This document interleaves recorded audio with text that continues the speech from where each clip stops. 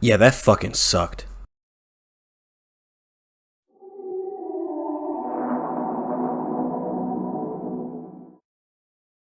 Yeah, that wasn't a good movie. So before we get started,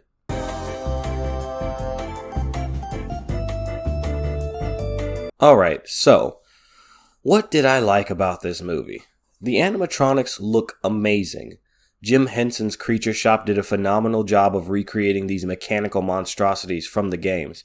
They look like you could practically feel them through the screen. They're also pretty game accurate as far as I can tell. I'm not a FNAF lore aficionado or anything, but I have a good idea of what these characters are supposed to look like. Foxy, however, looks off. I can't really put my finger on it. The sound design was pretty neat. The animatronics make all kinds of clicks and whirs, and their footsteps create a deep theater-shaking thump that instinctively puts you on edge. The movie was actually a little more violent than I expected. Some moments really pushed the PG-13 rating. The death of the babysitter was shockingly violent, to be honest. This is typical in a horror film because you really need to establish the monster as a credible and dangerous threat. The subtle nods to the games are pretty cool, such as the cup on the office table, the poster being ripped straight from the game. No, I'm being literal. This is the exact same poster from FNAF 1. The fact that the animatronics have a weakness against electricity and a nod to Sister Location, and the jab at Balloon Boy being more annoying than scary. I prefer a defter touch when it comes to my fan service. More on that later. It was neat hearing the living tombstone in the credits. Even though the lyrics to his song are a bit skinwalker-y, I think the song goes pretty hard, just like a lot of his songs. Corey Kenshin was funny. I like him. Alright, enough dicking around. Let's get to why you're here. The bad. So this movie gets, for lack of a better term, tismy in the last act. There is literally one scene where the descent downhill starts. The scene where Michael gets patched up by Vanessa after he's attacked. Vanessa tells Michael that her father, William Afton, aka the Purple Guy, is the culprit behind the missing kids. She then drops this bombshell on us. William can control the animatronics. See, I initially assumed that this was going to be the groundwork to introduce Remnant, a very controversial concept introduced in the FNAF books. I thought they were going to add this ability to control the animatronics to this adaptation of Remnant, which would have been crazy as shit, but expected at this point, given that Scott Cawthon seems to want to pivot to a more sci-fi take on horror. But nope, something far stupider happens. During the final battle, Michael randomly assumes that the reason Afton has control over the animatronics is because the souls of the murdered children believe Afton helped them. That makes no sense at all. Why would they believe Afton helped them if they're aware that he kidnapped Michael's younger brother in the past? They know he's an abductor / murderer and are willing to tell Michael that, so why would they think Afton was a friend? And because that wasn't enough, Michael assumes that the best way for the souls of the children to know the truth is by making his little sister Abby draw a picture of Afton in the Golden Bonnie Springlock suit, murdering the 5 children, and then pin it to the wall full of children's drawings. This is enough for the animatronics to pull a heel face turn on Afton and force a Springlock failure on him. What? So what I'm guessing happened here is that the writer of this film took the line that the child services lady said about kids using pictures to communicate and then used that as a setup for the finale. But that doesn't track because that was communicated to the audience in a scene that had nothing to do with the animatronics. On top of the fact that Abby wasn't even in the room when she explained this. Even if this shit lined up, why would the animatronics instantly switch to the blue team just because Abby drew a picture of Afton killing them? Also, Vanessa tells Michael that Afton will be coming for him at the pizzeria because he knows that Michael is after him. Why exactly? How exactly? How would he know? Are the children's souls telling him? Did the writer even think about how fucking stupid of a question that was before adding this plot point? Damn you for making me ask such a dumb question. Going back a bit earlier in the film, what the hell is Vanessa's deal? She's introduced as a cop that's on the night shift, but she fucks around all night like she doesn't have a job.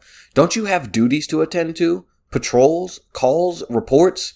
The only time Vanessa mentions anything about her job, it's when she comes to his house the day after the group of assholes trashed the pizzeria. Speaking of which, what the hell was the plan that these bozos were trying to enact? They explained to Michael's bitch-ass aunt that they can get Michael fired by trashing the pizzeria. Okay, sounds solid. But they do it after his shift. That makes no sense. I can tell you from experience. Once a security guard is off duty, whatever happens to the property is none of their concern. Michael would not be held liable for the damages that occur when he's off the clock. Also, what are the chances that the person who kidnapped Mike's brother in Nebraska would also be the same person who hires him for an off-the-books job? I mean, shit, what are the chances that they would even meet in the first place? Wait a minute. Afton seems to recognize Mike's last name on his resume. Did he really sit in front of the little boy he abducted and ask, "Hey little boy, what's your name?" And then on top of that, what are the chances he'd actually remember this name decades later when he's clearly been in the game of killing innocent children for God knows how long? And did he really look at this totally normal and incredibly common last name of Schmidt and say, yeah, this guy is totally the brother of that one kid I kidnapped in Nebraska way back in the Gap? Honestly, it's so janky that it could only be written by Scott Cawthon. Oh, would you look at that? But here's the movie's biggest sin. This movie is primarily supposed to be a horror movie, but something went wrong here. It's not scary. The closest I ever got to being scared is the stupid-ass Balloon Boy jump scares they would do as a recurring joke. A joke that's in the same vein as the stupid Trash in the Gang jump scares from Ultimate Custom Night. And those are just JPEGs suddenly appearing on the screen with a loud sound effect. And that doesn't even count as being scared, that's called being startled. 2006 called, they want their screamers back. I'm going to show you what you missed out on with this movie.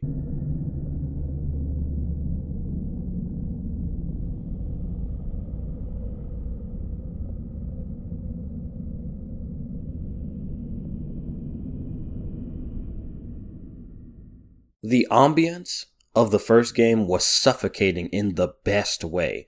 It's thick and oppressive. There's this deep bellowing howl that is constantly in the background. This set the tone of the game and really made you on edge. Also, the first game had hallucinations and unexplained reality warping Easter eggs that made you question whether what you were experiencing really happened or not. The animatronics mostly moved when you weren't looking at them, and if they decided to move while the camera was on them, they would distort your view and seemingly teleport. You never see them actually move.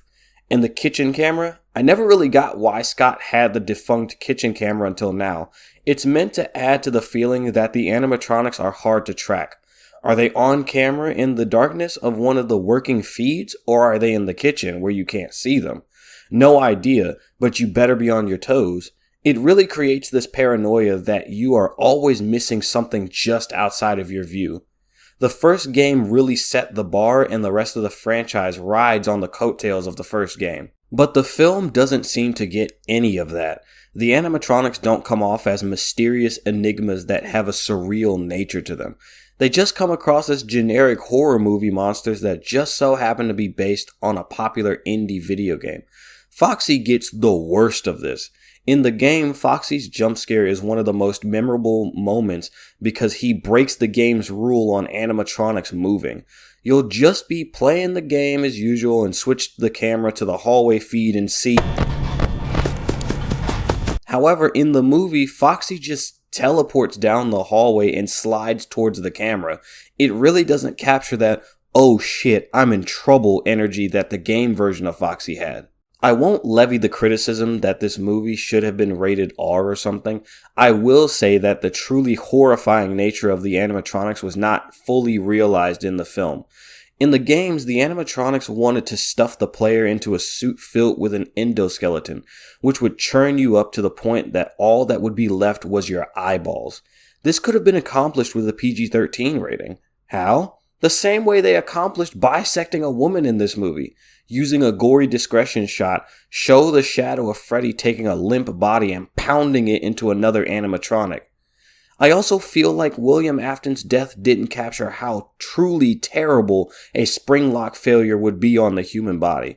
The movie just made it look like the metal parts just poke you and it hurts really badly. In reality, your insides would be shredded and stirred into a chunky soup and blood would be pouring out of you, sloshing everywhere. The fan service was super intrusive in some spots. Seeing Matt Pat be a waiter with him saying his catchphrase was absolutely immersion breaking. Ironically, Corey Kenshin's cameo didn't feel as intrusive. He genuinely felt like a natural part of the movie. The other bits of fan service genuinely were on the level of cheapness that Star Wars is currently on. For example, William's final line of the movie makes no sense outside of meta reasons for its inclusion. "I always come back" only makes sense for those who have played the games. In the games, Afton only started saying this in Pizzeria Simulator, the 6th game in the franchise, and that was only after he was nearly killed twice. The line is supposed to be a badass boast about how unkillable he is and how you may win this time, but he doesn't stay dead for good. In the film universe, it makes no sense because this is the first time he's been nearly killed. He would have no in-universe reason to say this. Do you know why they had to add this? Because there are Afton simps. Yes, really. Girls who are down bad for William Afton, the serial child murderer. I need to know how to stitch.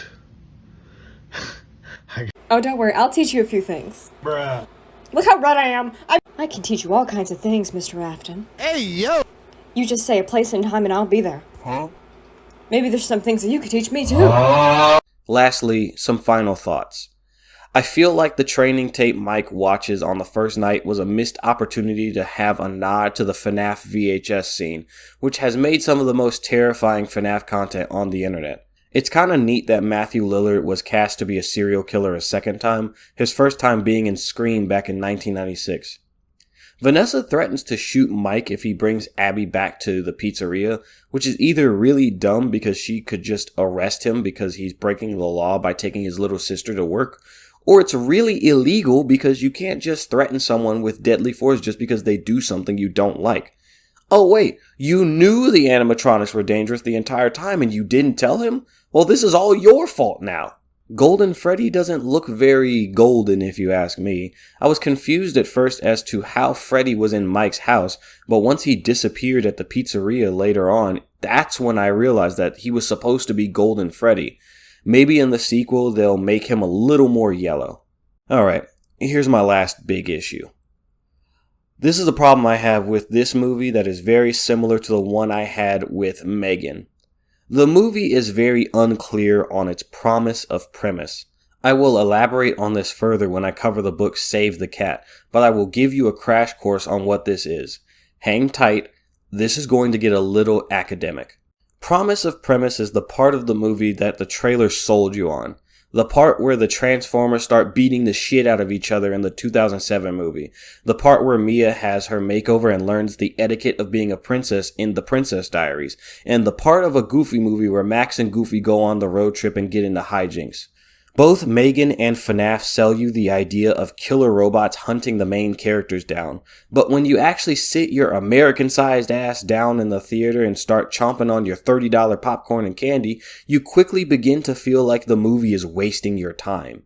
In Megan, the movie pretends as if you don't already know the little robot bitch is going to turn evil. This results in you looking at your watch wondering when she's finally going to start killing people. In FNAF, the animatronics are shown to have childlike personalities, so you get scenes of the main three characters having fun and building table forts, but the whole reason you're here is because you want to see animatronics be menacing. This fumbling of the promise of premise is the primary reason why people are finding this film to be so underwhelming. They came for one thing and ended up getting something utterly different. Hopefully the sequel cleans up its act and gets a much tighter script so we can see a FNAF movie that truly lives up to the interesting lore of the games. Anyway, thank you all for watching and for your continued support. I hope you enjoyed the video, and if you'd like to support me and check out a novel from an indie author, hit the link in the description and take a look at my sci-fi military series Blur Havoc. Or if you'd like, check out my Patreon, Subscribestar, or affiliate links. It would be much appreciated. Thank you all for watching, and I will see you next time.